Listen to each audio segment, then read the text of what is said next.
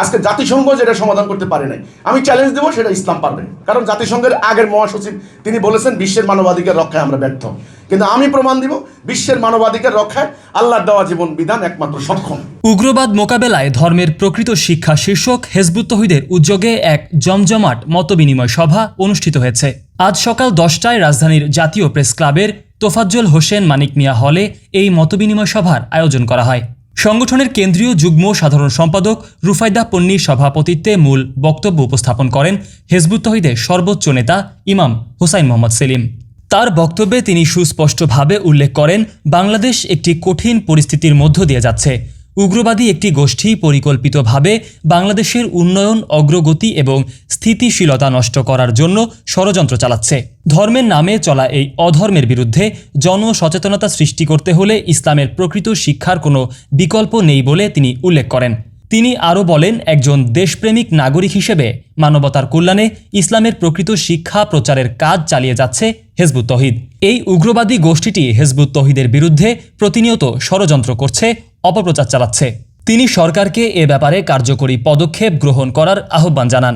বাংলাদেশে উগ্রবাদ, ধর্মের নামে উগ্রবাদ, সাম্প্রদায়িকতা, সন্ত্রাসবাদ যেভাবে মাথাছাড়া দিয়ে উঠছে, একটা উগ্রবাদী গোষ্ঠী চেষ্টা করছে বাংলাদেশের স্থিতিশীলতা, উন্নয়ন, অগ্রগতিকে বাধাগ্রস্ত করার জন্য।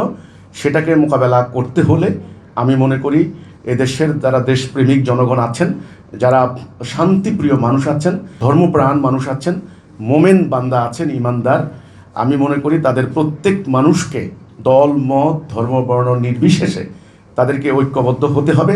ঐক্যবদ্ধ হয়ে এই উগ্রবাদের বিরুদ্ধে আমাদেরকে লড়াই করতে হবে।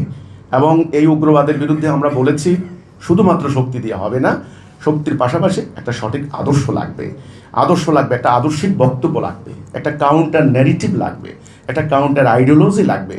কোরআন এবং হাদিস দিয়ে প্রমাণ দিতে হবে, তুলে ধরতে হবে বিভিন্ন জার্নাল, পত্রিকা, প্রকাশনা, বই, পুস্তক, হ্যান্ডবিলের মাধ্যমে যে এটা ইসলাম না, এই অযৌক্তিক অনর্থক কর্মকাণ্ড ইসলাম সাপোর্ট করে না, এই নারী বিদ্বেষী বয়ান, এই সংস্কৃতি বিদ্বেষী মনোভাব, এই ধরনের মানবতা বিরোধী কার্যকলাপ, অবৈজ্ঞানিক কথাবার্তা, এ ধরনের বিষয়গুলি ইসলাম সাপোর্ট করে না, এটা ইসলাম নয়।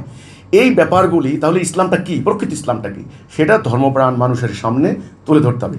সেটা তুলে ধরার জন্য এই অরাজনৈতিক আন্দোলন হেজবুত তৌহিদ, আমরা নিজেদের অর্থ ব্যয় করে সম্পূর্ণ নিঃস্বার্থভাবে আমরা মাঠে ময়দানে কাজ করছি।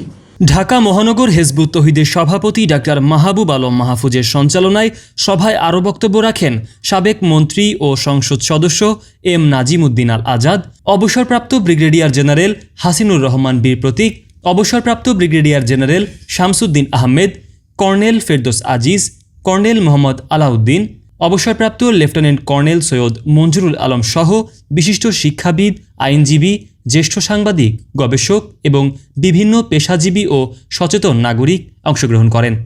বক্তারা দ্ব্যর্থহীন কণ্ঠে বাংলাদেশের স্বাধীনতা, সার্বভৌমত্ব রক্ষায় যাবতীয় উগ্রবাদের বিরুদ্ধে ঐক্যবদ্ধ আন্দোলন গড়ে তোলার প্রত্যয় ব্যক্ত করেন।